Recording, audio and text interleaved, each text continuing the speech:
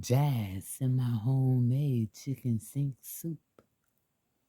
Why do I call it jazz semi-homemade chicken sink soup?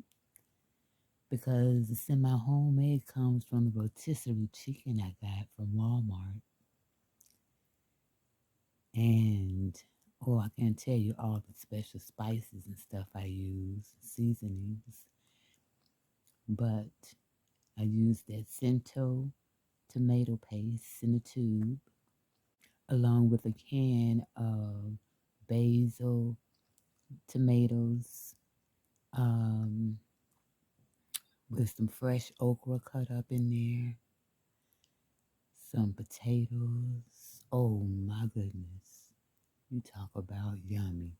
And I just got a little pinch of cornbread on the side. Y'all, y'all go and make y'all jazz semi-homemade kitchen sink soup for this rainy day, November 12th.